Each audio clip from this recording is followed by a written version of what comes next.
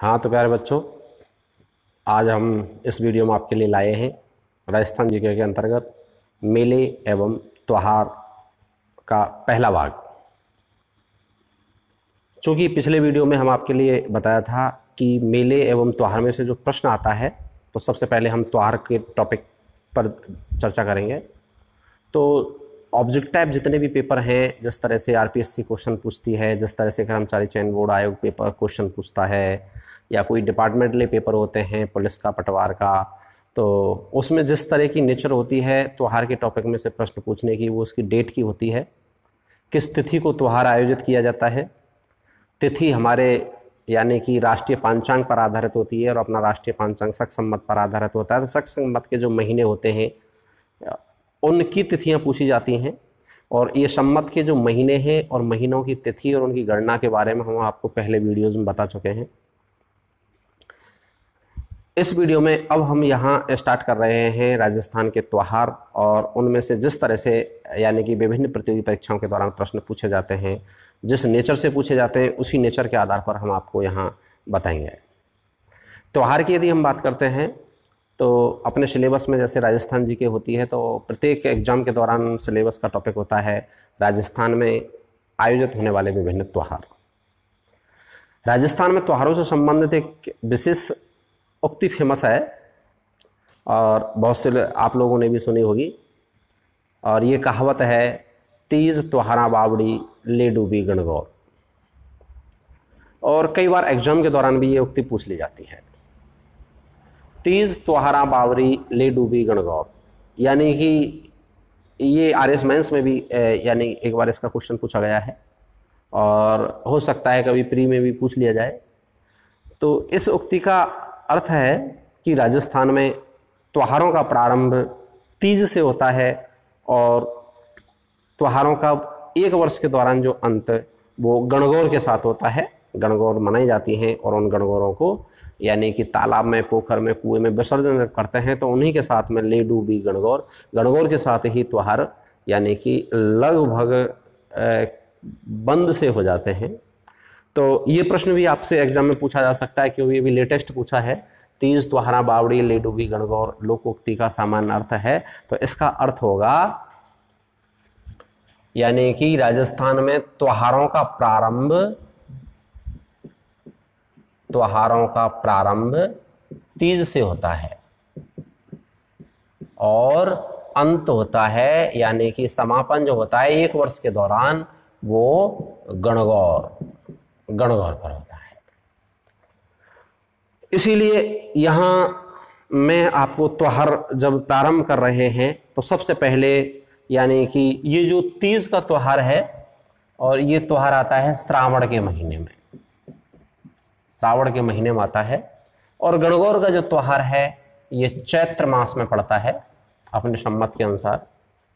इस कारण यहाँ मैं आपको सबसे पहले राजस्थान में जो आयोजित होने वाले या मनाए जाने वाले जो त्योहार हैं, तो राजस्थान में जो सम्मत की हमने बात की थी, सम्मत को 12 महीनों में बांटा था, और 12 महीनों में जब बांटा था, तो यहाँ मैं त्योहारों का जो प्रारंभ है वो श्रावण मास से करूँगा, क्योंकि जैसे ये उक्ति फेमस है, आपके एग्जाम में पूछी जा सकती है। इसका अर्थ भी आपको याद रखना है, इसमें से इसी तरह से ऑब्जेक्ट टाइप प्रश्न बनेगा कि इसका अर्थ क्या है। तो 4 अर्थ दे दिए होंगे, उनमें से ये होगा त्योहारों का प्रारंभ तीज के साथ होता है, और अंत गणगौर राजस्थान जी के में फेमस है। तो यहाँ हम सबसे पहले इसी कारण श्रावण मास में आयोजित होने वाले त्योहारों से प्रारंभ करते हैं। और श्रावण मास में आयोजित होने वाले त्योहारों की जब हम बात करेंगे, त्योहार श्रावण मास में आयोजित होने वाले त्योहार, और श्रावण मास में आयोजित होने वाले त्योहारों में सबसे पहले यहाँ देखिए, जैसे कि हमने पिछले वीडियोज़ में आपको बताया था कि प्रत्येक जो महीना होता है वो 2 पखवाड़ों में बटा हुआ होता है। पहला जो पखवाड़ा होता है 15 दिन का, उसको कृष्ण पक्ष कहते हैं, और दूसरा पखवाड़ा होता है वो शुक्ल पक्ष कहते हैं। तो यहाँ श्रावण मास में पहला जो पक्ष होगा वो कृष्ण पक्ष होगा, और दूसरा पक्ष शुक्ल पक्ष होगा। दोनों की यदि हम बात करते हैं, तो सबसे पहले श्रावण मास में और कृष्ण पक्ष के त्योहारों को देखेंगे, और कृष्ण पक्ष में कौन कौन से त्योहारों का आयोजन किया जाता है। सबसे पहले नंबर 1, ये ध्यान रखना है, चूंकि किसी भी एग्जाम के दौरान किसी भी गाइड में यदि आप बात करोगे, नोट्सों को पढ़ोगे, तो हो सकता है बहुत सारे त्योहार आपको दे रखे हों और उनकी बहुत सारी तिथियां हो जाएंगी, और उन तिथियों में, महीने में, पक्षों में, कृष्ण पक्ष में शुक्ल पक्ष की द्वितीया है या कृष्ण पक्ष की द्वितीया, कंफ्यूज हो जाते हैं। तो विशेष रूप से मैं आपको केवल सेलेक्टेड त्योहारों के बारे में ही यहाँ पर बताऊंगा, जिनमें से एग्जाम के दौरान विशेषकर पूछे जाने की संभावना है या आपसे पहले भी पूछे जाते रहे हैं और आगे भी पूछे जाएंगे। ऐसे त्योहारों को जो very very most important and short and sweet जिनको हम कह सकते हैं, इन त्योहारों के बारे में हम चर्चा करेंगे। तो सबसे पहले श्रावण मास में यदि कृष्ण पक्ष की यदि बात करें तो एग्जाम के दौरान जो इंपॉर्टेंट है उनमें सबसे पहले नाग पंचमी। नाग पंचमी श्रावण मास में कृष्ण पक्ष पहले पड़ेगा। कृष्ण पक्ष की जो पंचमी होगी उसमें यानी कि नाग पंचमी त्योहार अपने मनाया जाता है। ध्यान रखना है, नाग पंचमी, पंचमी शब्द आपको ये इस तरीके के प्रश्न बहुत बार आगे पढ़ेंगे जब हम इस टॉपिक को आगे चलेंगे। यानी तिथि कई बार प्रश्न में स्वयं लिखी हुई होती है, आपको तिथि याद करने की ज़्यादा आवश्यकता नहीं पड़ती, केवल महीना और पक्ष आप याद कर लेंगे तो आपको बहुत ज़्यादा सहूलियत मिल जाएगी। ये विशेष रूप से ध्यान रखना, नाग पंचमी, तो पंचमी शब्द तो आपको मिल ही गया। और ये जो यानी कि त्योहार है कब होता है? श्रावण मास में होता है, कृष्ण पक्ष में होता है। दूसरी यदि बात करें तो इसको याद रखने के लिए ध्यान रखना है, कई बार एग्जामों के दौरान ये प्रश्न पूछा भी गया है नाग पंचमी का, और आगे भी पूछे जाने की संभावना रहेगी क्योंकि ये एक विरोधाभासी तत्व है। आपको बहुत सारी किताबों में नाग पंचमी श्रावण मास के शुक्ल पक्ष की पंचमी भी मिलेगी, बहुत सारी बुकों में मिलेगी, टेक्स्ट बुकों में मिलेगी। लेकिन ध्यान रखना है यदि पेपर आपसे पूछा जाता है तो ये इंपॉर्टेंट है, और मुख्य रूप से नाग पंचमी यानी कि कृष्ण पक्ष की जो पंचमी होती है इसको आयोजित किया जाता है। आपने एक कहावत सुनी होगी, ग्रामीण भाषा में सभी लोग जानते भी होंगे और आप लोग भी काफ़ी अच्छे से परिचित होंगे और वहाँ सुन रखी होगी कि जो यानी कि सांप और नेवले की आपस में दुश्मनी होती है।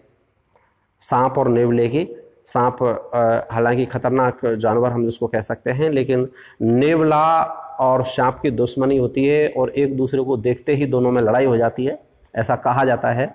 और नेवला सर्प के कई टुकड़े भी कर देता है और दोनों की कट्टर दुश्मनी है, दोनों एक दूसरे के कट्टर शत्रु हैं। ये कहावत आपने सुन रखी होगी, नहीं सुन रखी होगी तो ये मैं आपको बता देता हूँ। और देखिए, इन त्योहारों को यदि आपको याद करने की तरीका क्या है और कैसे सहूलियत मिलेगी, तो आपको ये भी ध्यान रखना है क्योंकि श्रावण का महीना बरसात का महीना होता है और जो नाग होते हैं वो सबसे ज़्यादा यानी कि सर्फ उस बरसात में ही निकलते हैं। बिलों में पानी भर जाता है तो बाहर ज़मीन पर आ जाते हैं। आपने देखे होंगे ये कीड़े मकोड़े सर्प जो हैं यानी कि बरसात के महीने में निकलते हैं। बरसात का महीना सावन का महीना होता है, तो इस तरीके से आप इसको याद रख सकते हैं। और पक्षों में भी कन्फ्यूजन हो, कृष्ण पक्ष में शुक्ल पक्ष में, तो इसको याद रखने का तरीका होगा कि नाग तो आप जानते ही हैं कि नाग जो फेमस होता है वो काला फेमस होता है, काला नाग। काला नाग वैसे भी जनरल बोलचाल में आ जाता है। काला नाग का मतलब है कि काला नाग, वो काला नाग जो है वो काले पक्ष में है। और हमने आपको बताया था कि महीने के दो पक्ष होते हैं, एक कृष्ण पक्ष और एक शुक्ल पक्ष। कृष्ण माने होता है काला और शुक्ल माने होता है सफेद। तो काला नाग तो काले पक्ष में ही निकलेगा, कृष्ण पक्ष में निकलेगा। तो इससे आप याद रख सकते हैं नाग पंचमी यानी नाग सर्प सबसे ज़्यादा श्रावण बरसात के मौसम में निकलते हैं, सावन के महीने में निकलेंगे। और पक्ष याद रखने की आवश्यकता हो तो यानी कि आप याद रख सकते हैं नाग काले फेमस होते हैं, काला पक्ष होता है कृष्ण। तो श्रावण मास की कृष्ण पक्ष की और तिथि इसमें लगी हुई है पंचमी, इस यानी कि दिन ये त्योहार मनाया जाता है राजस्थान के अंतर्गत, विशेषकर राजस्थान जी के में यदि बात करें। मैंने आपको बताया था कि भारत में कई बार इसको शुक्ल पक्ष में भी मनाते हैं, कृष्ण पक्ष को थोड़ा अशुभ मानते हैं। दूसरे नंबर पर यदि बात करें तो अभी हमने बात की थी कि जैसे कि सर्प की और नेवले की दुश्मनी होती है। सर्प सबसे ज़्यादा श्रावण में बरसात के महीने में निकलते हैं और इन सर्पों से जब ज़्यादा प्रचलन है कई जगह पर राजस्थान में ऐसे हैं जहाँ बहुत ज़्यादा सर्प निकलते हैं, तो ग्रामीण लोगों में ये ऐसी आस्था होती है, विश्वास होता है कि सर्प काटे नहीं या सर्पों का डर रहे, उस क्षेत्र से सर्प भाग जाएं, तो नेवले की पूजा करते हैं। और नेवले की पूजा जो करते हैं, और इस दिन निडरी नवमी एक त्योहार मनाया जाता है, निडरी नवमी।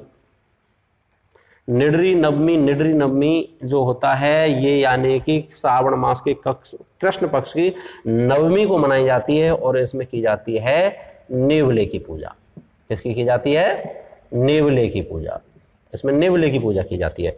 निडरी, सर्पों से डर नहीं रहे, निडर रहे, उसके लिए नवमी के दिन नेवले की पूजा की जाती है। ये आरपीएससी में भी आया था और कई बार ये प्रश्न पूछा गया है निडरी नवमी पर, या सॉरी उल्टा पूछा था, नेवले की पूजा किस त्योहार पर की जाती है? तो नेवले की पूजा की जाती है निडरी नवमी त्योहार पर। आगे आपसे प्रश्न पूछ सकता है इसी कोई, निडरी नवमी त्योहार कब मनाया जाता है?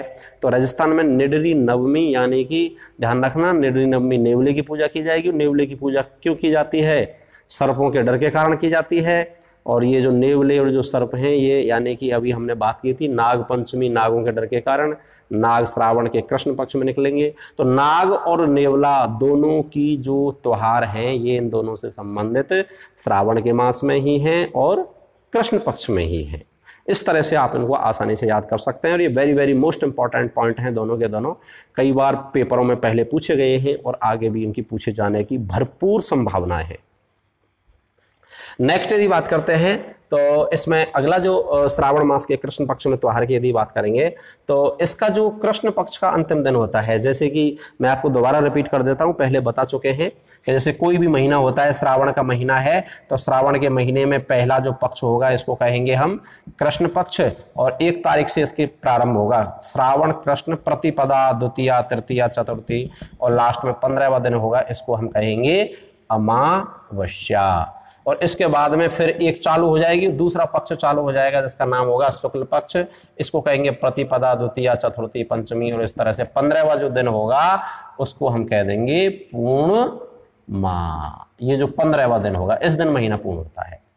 तो इसी तरह से कृष्ण पक्ष का जो अंतिम दिन होता है यानी कि हम इसको कह सकते हैं कृष्ण पक्ष का अंतिम दिन, ये जो 15वां दिन होता है ये अमावस्या। और इस दिन क्योंकि इस दिन मनाया जाता है हरियाली अमावस्या त्योहार। कौन सा मनाया जाता है? हरियाली अमावस्या। हरियाली अमावस्या यानी कि श्रावण मास के कृष्ण पक्ष की, श्रावण मास के कृष्ण पक्ष की अमावस्या को, अमावस्या ध्यान रखना है, कृष्ण पक्ष की या शुक्ल पक्ष कुछ भी कह दो, डायरेक्ट हम अमावस्या यूज कर सकते हैं क्यों अमावस्या एक ही आती है महीने में। कृष्ण पक्ष जब समाप्त हो जाता है 15वां जो दिन होता है उसमें एक ही आती है, तो हम सीधे कह सकते हैं यानी श्रावण मास की जो अमावस्या होती है इसको हम हरियाली अमावस्या के रूप में मनाते हैं। क्योंकि मैंने आपको शुरू में ही बता दिया श्रावण के महीने में बरसात होती है और ये सभी त्योहारों को आप इसी सिस्टमेटिक तरीके से याद रख सकते हैं। बरसात होती है तभी हरियाली होगी, इसलिए उसी हरियाली अमावस्या में, अमावस्या तो लिखा हुआ है, आपको याद करने की आवश्यकता नहीं है, केवल महीना याद करना रह जाता है। और महीने की यदि हम बात करेंगे तो हरियाली अमावस्या, हरियाली कहाँ होगी? सावन के महीने में। क्यों? सावन के महीने में बरसात होती है।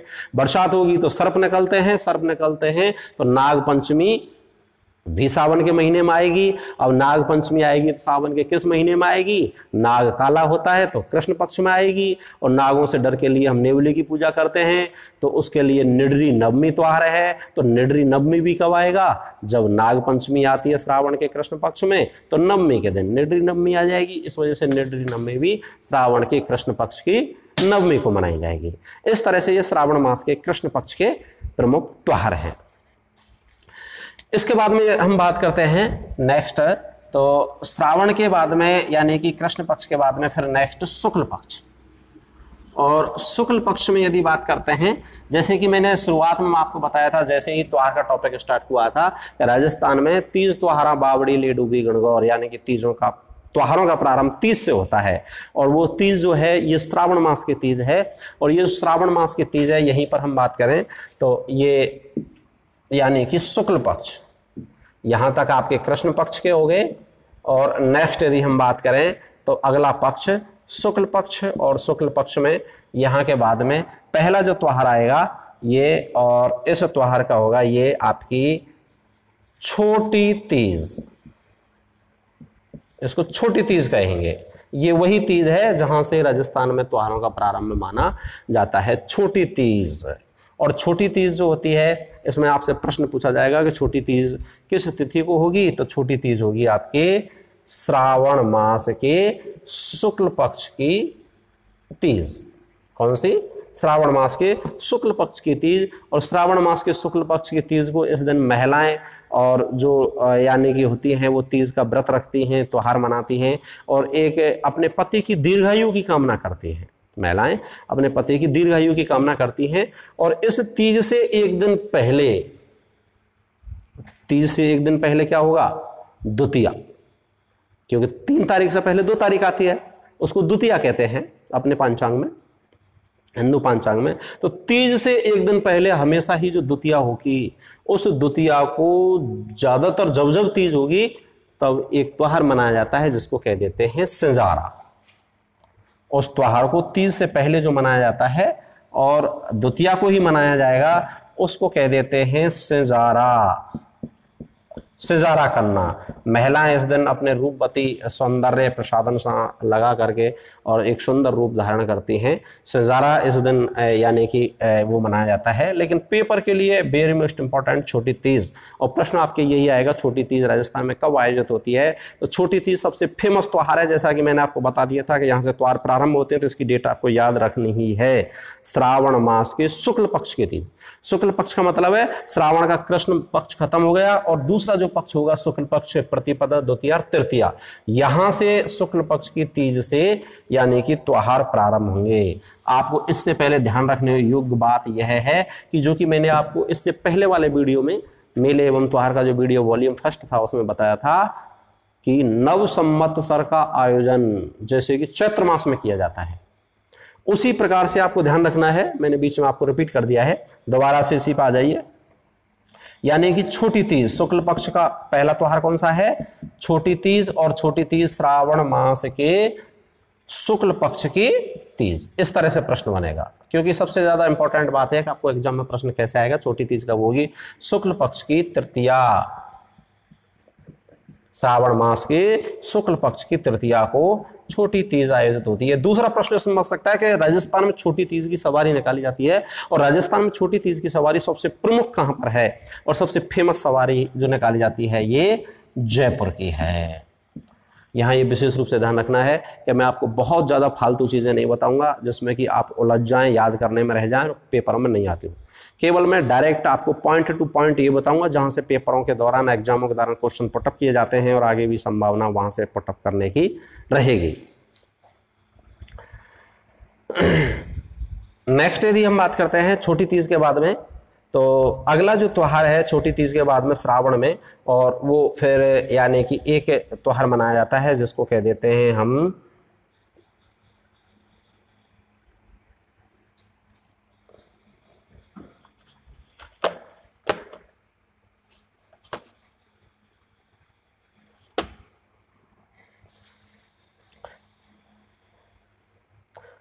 इसमें नेक्स्ट जो त्योहार मनाया जाएगा, ये त्योहार मनाया जाएगा श्रावण पूर्णिमा। श्रावण पूर्णिमा, श्रावण का जो मास होता है, इस श्रावण का मास जब पूर्ण हो जाता है, श्रावण पूर्णिमा, इसमें आपको कोई दिमाग लगाने की आवश्यकता नहीं है। आप क्वेश्चन में से इसका आंसर निकाल सकते हैं। श्रावण पूर्णिमा, तो श्रावण पूर्णिमा ये मनाई जाती है, यानी कि श्रावण के महीने में जिस दिन अंतिम दिन होता है, महीना पूर्ण होता है, उस दिन श्रावण पूर्णिमा मनाई जाती है। और ये जो श्रावण पूर्णिमा है, इस दिन महीना पूर्ण हो जाता है। सावन का जो महीना होता है ये आस्था की दृष्टि से, उपवास की दृष्टि से और एक आराध्य की दृष्टि से बहुत ज़्यादा इम्पोर्टेंट होता है। सावन के सोमवार भी मनाए जाते हैं। श्रावण मास का जो प्रत्येक सोमवार होता है उस दिन भोलेनाथ की, ऐसा बताया जाता है कि यदि कोई व्रत रहता है तो उस पर भोलेनाथ की विशेष कृपा रहती है। ये भी एक त्योहार हम कह सकते हैं, लेकिन पेपर में पूछने की इतनी ज़्यादा संभावना नहीं थी, इस वजह से मैंने उसके बारे में ज़्यादा जिक्र नहीं किया। तो श्रावण पूर्णिमा जो होती है, इस श्रावण पूर्णिमा को यानी कि ये त्योहार मनाया जाता है। काट नहीं है, यहाँ पे कट पेस्ट कर दो। चलन चलन चलन चलन गुरु पूर्णिमा तो ना, श्रावण की पूर्णिमा ना है, चलो छोड़ो, ध्यान रखना यहाँ तक काट देनी है। रोक रोक चलन दे, छोटे छोटे ना करने, काट देंगे बीच में तो बस सर।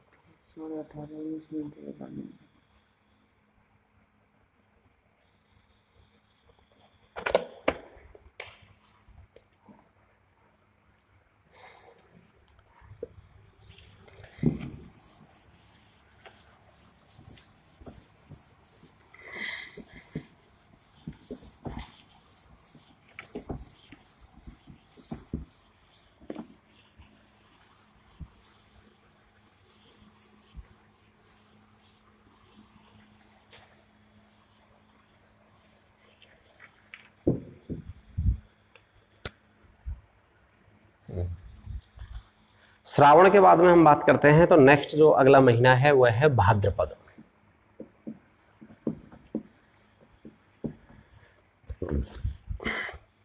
भाद्रपद के त्योहार, और मैं विशेष रूप से आप लोगों को यहाँ एक सचेत करना चाहता हूँ कि राजस्थान के एग्जामों के दौरान सबसे ज़्यादा पेपर में जो प्रश्न पूछे जाते हैं वो श्रावण और भाद्रपद में आयोजित होने वाले त्योहारों में से पूछे जाते हैं, क्योंकि सबसे ज़्यादा जो त्योहार, और फिर अगला जो टॉपिक जैसे ही हम इसको लेंगे मेले या दोनों टॉपिकों को एक साथ लेकर के पढ़ते हैं, सबसे ज़्यादा जो मान्यता है या आयोजित होते हैं वो भाद्रपद में मेले होते हैं या त्योहार होते हैं।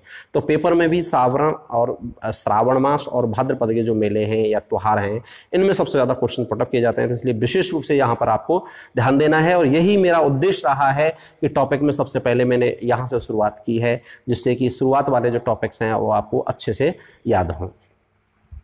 तो भाद्रपद की यदि हम बात करेंगे तो वही उसी प्रकार से जैसे कि हम आपको पहले भी बता चुके हैं कि प्रत्येक महीने के 2 पक्ष हैं, पहला पक्ष कृष्ण पक्ष और दूसरा शुक्ल पक्ष है। तो यहाँ पहला जो पक्ष है कृष्ण पक्ष, और कृष्ण पक्ष से यदि हम बात कर देते हैं तो भाद्रपद में जो पहला कृष्ण पक्ष में पहला जो त्योहार होगा ये होगा आपकी बड़ी तीज। अभी हमने चर्चा की थी छोटी तीज। छोटी तीज होती है श्रावण में और बड़ी तीज होती है भाद्रपद में। ये भी आपको याद करने में आसानी रह जाएगी। यानी दोनों तीजें 2 महीने में होती हैं, दोनों महीने लगातार होते हैं, एक श्रावण और दूसरा भादो। जो श्रावण के बाद में भाद्रपद आता है, छोटी तीज श्रावण में रह जाती है और बड़ी तीज भाद्रपद में आएगी। अब अंतर रह जाता है पक्षों का, कृष्ण पक्ष और शुक्ल पक्ष।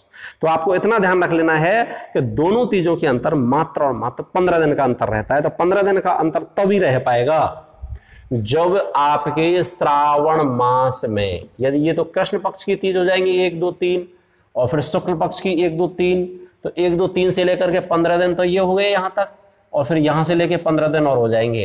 तो ये जो 15 दिन है यहां से 12 दिन होंगे, इधर 12 दिन तो इधर शेष है श्रावण के। और भादों में फिर यदि हम चलेंगे तो 1, 2, 3 दिन ही हो जाएंगे। तो 12 और 3 15, ये 15 दिन का अंतर है। तो इससे आप याद रख सकते हैं कि छोटी तीज श्रावण मास के शुक्ल पक्ष की तृतीया, और बड़ी तीज फिर अगले महीने में भाद्रपद के कृष्ण पक्ष की तृतीया। भाद्रपद के कृष्ण पक्ष की तृतीया को यानी कि ये बड़ी तीज आयोजित होती है। दूसरा इसमें से प्रश्न बन सकता है, जैसे कि हमने पहले बताया था कि छोटी तीज की सवारी राजस्थान में कहाँ निकाली जाती है या सबसे प्रमुख रूप से कहाँ मनाया जाता है। तो छोटी तीज की सवारी राजस्थान में निकाली जाती है जयपुर में, और बड़ी तीज की जो सवारी है ये निकाली जाती है आपके बूंदी में। बड़ी तीज फेमस है बूंदी की। इस बड़ी तीज का ही दूसरा नाम है कजली तीज, और इसी का दूसरा नाम है बूढ़ी तीज।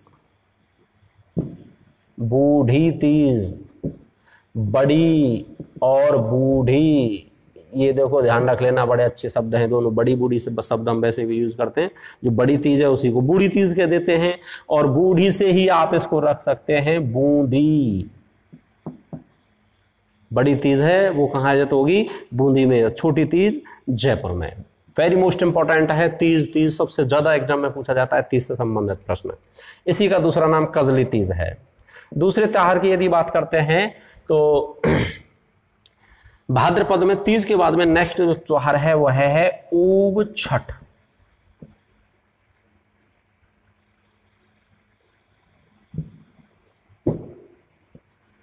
ऊब छठ, ऊब छठ ये भाद्रपद के कृष्ण पक्ष की जो छठ है, मैंने जैसे कि शुरू में बता दिया था आपको, तिथि तो बहुत बार क्वेश्चन के अंदर ही मिल जाएगी।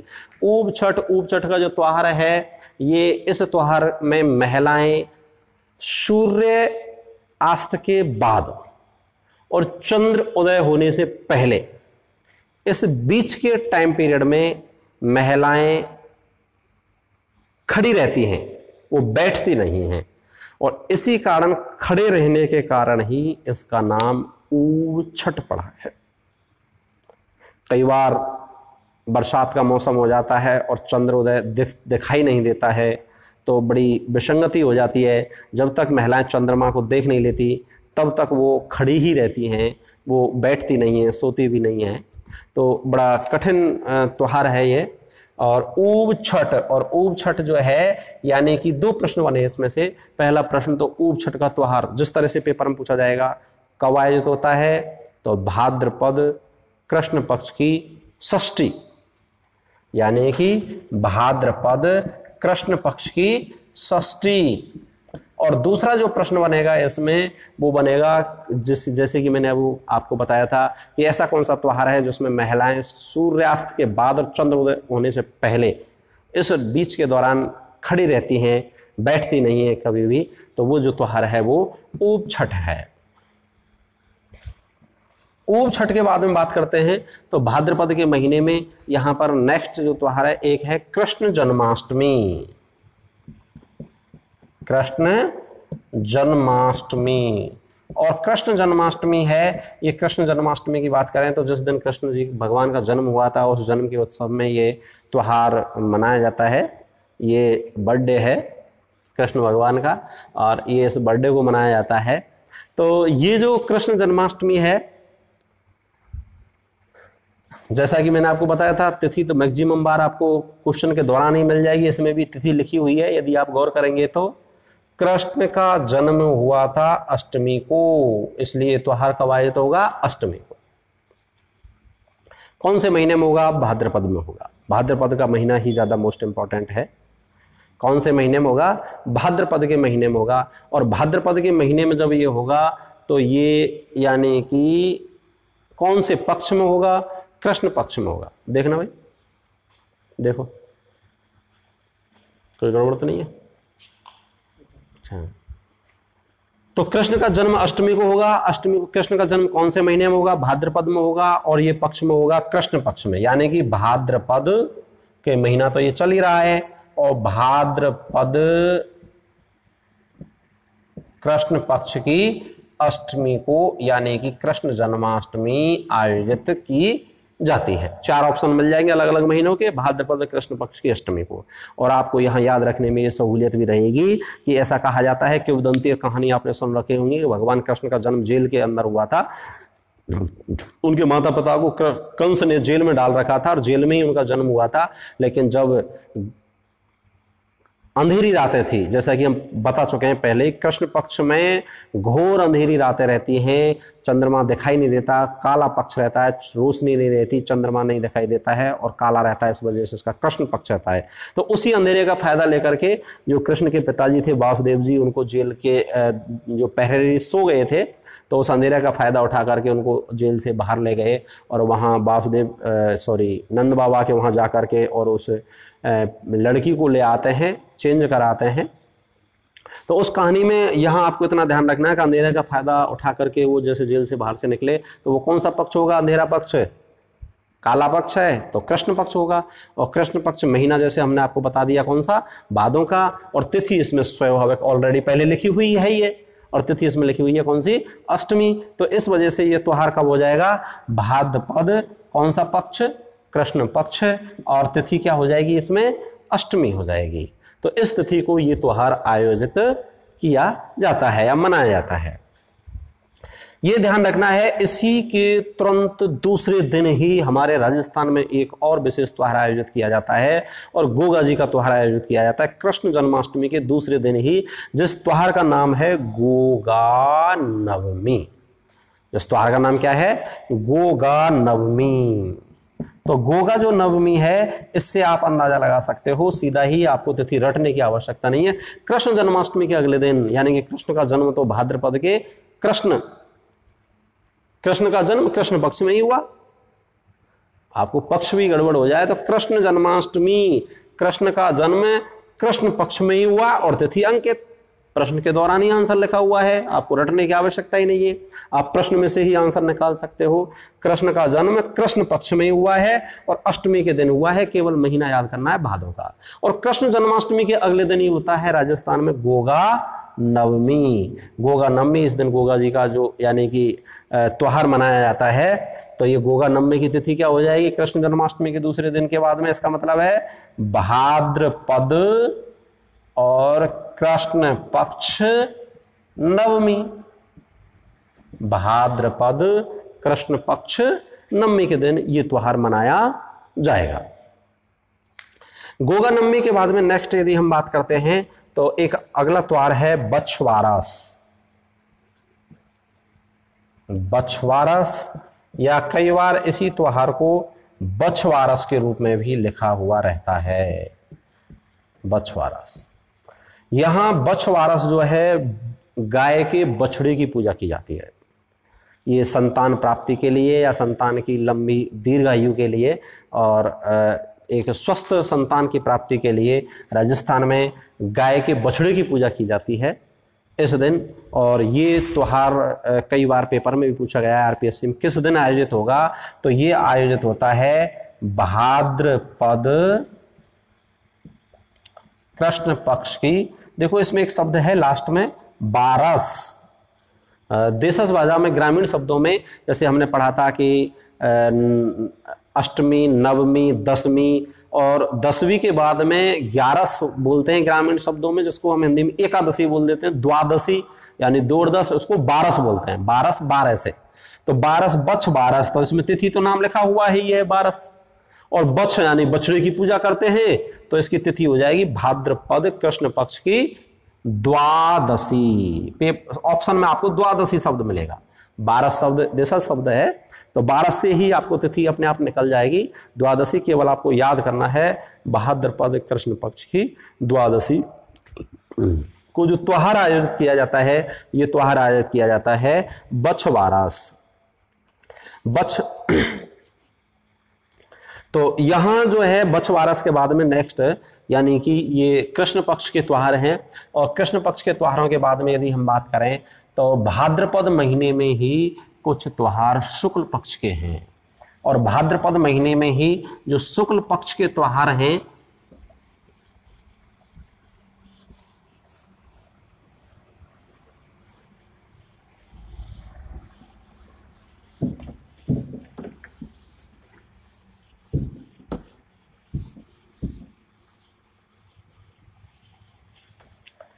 भाद्रपद महीने में शुक्ल पक्ष के त्योहार, शुक्ल पक्ष के त्योहारों की बात करते हैं तो इसके बाद में नेक्स्ट है आपके सबसे पहले गणेश चतुर्थी।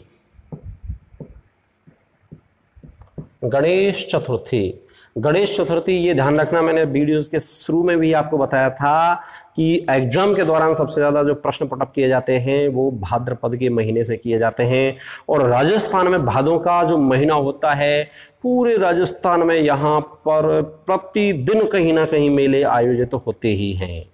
भाद्रपद जो महीना है मेले और त्योहारों के लिए फेमस है। पूरा महीना कहीं ना कहीं कोई से भगवान, देवी देवता, कोई ना कोई त्योहार और मेले आयोजित किए जाते हैं। तो ये वेरी वेरी मोस्ट इंपॉर्टेंट है आपके एग्जाम को, विशेषकर ऑब्जेक्टिव नेचर की यदि बात करते हैं तो। पुलिस, पटवार, रीट, शिक्षक भर्ती, उन सब में यहाँ से प्रश्न पूछे जाते हैं। तो गणेश चतुर्थी पहला प्रश्न है, ये गणेश जी यहाँ यानी कि राजस्थान में गणेश जी की पूजा की जाती है। गणेश जी को प्रथम भगवान के रूप में पूजा जाता है, किसी कार्य के शुभारंभ के रूप में भी गणेश जी की पूजा की जाती है। और राजस्थान में गणेश चतुर्थी आयोजित की जाती है, और राजस्थान में गणेश चतुर्थी का जो मेला लगता है, और ये मेला लगता है रणथंभौर सवाई माधोपुर में। रणथंभौर सवाई माधोपुर में यहाँ मेला लगता है, और यहाँ त्रिनेत्र गणेश जी की मूर्ति है। कौन सी? त्रिनेत्र गणेश जी की मूर्ति है। ये भी प्रश्न कई बार पूछा जाता है, त्रिनेत्र गणेश जी की मूर्ति कहां पर? रणथंभौर सवाई माधोपुर में। और यहाँ विवाह की प्रथम कुमकुम पत्र का चढ़ाई जाती है, यानी कि शादी का पहला जो न्योता है वो राजस्थान में त्रिनेत्र गणेश जी को समर्पित किया जाता है। पहले गणेश जी को न्योता दिया जाता है, उनको आमंत्रित किया जाता है, और आमंत्रित करने के बाद में ही अन्य जगह यानी कि कुमकुम पत्रिकाएं या कार्ड, जिनको हम अंग्रेजी में बोलते हैं न्योता बोलते हैं, वो दिए जाते हैं। तो यहाँ प्रश्न बना गणेश चतुर्थी जो त्योहार है, दो प्रकार के प्रश्न बने। गणेश चतुर्थी को त्योहार राजस्थान में कब मनाया जाता है, और कब की यदि हम बात करते हैं तो भाद्रपद महीना, और भाद्रपद महीने के बाद में पक्ष की यदि बात करें तो शुक्ल पक्ष। और तिथि इसमें अपने आप स्वाभाविक लिखी हुई है, और तिथि कौन सी लिखी हुई है? चतुर्थी। तो भाद्रपद शुक्ल पक्ष की चतुर्थी। ये आपको एक बात और very very most important line मैं आपको यहाँ पर सुना रहा हूँ कि भगवानों की पूजा अर्चना और आराधना के लिए शुक्ल पक्ष को शुभ माना गया है, और कृष्ण पक्ष को अशुभ माना गया है। मेरा कहने का तात्पर्य ये नहीं है कि कृष्ण पक्ष में कोई भी त्योहार या देवी देवताओं की पूजा नहीं की जाती है, लेकिन बहुत कम की जाती है। आगे के महीने जैसे जैसे हम चलेंगे, आगे पढ़ेंगे, तब आपको पता चलेगा, लेकिन अधिकांशतः शुक्ल पक्ष में की जाती है। ये विशेष रूप से आपको ध्यान रखना है। तो गणेश चतुर्थी यानी कि इसका जो आयोजन होता है वो भाद्रपद और शुक्ल पक्ष चतुर्थी, आपके क्वेश्चन के दौरान है ही चतुर्थी, इस दिन आयोजित की जाती है। गणेश चतुर्थी के बाद में है नेक्स्ट ऋषि पंचमी।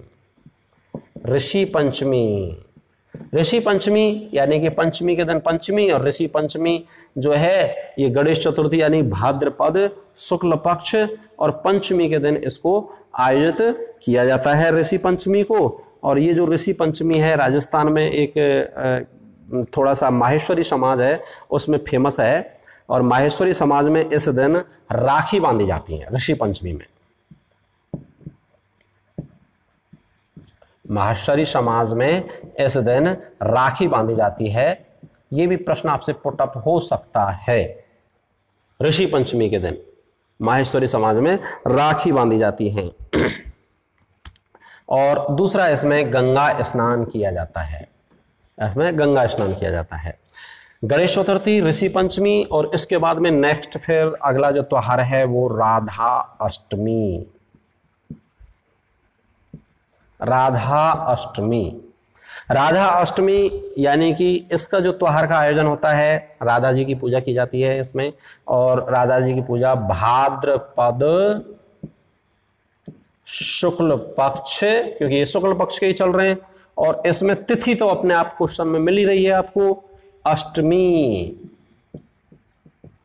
अष्टमी।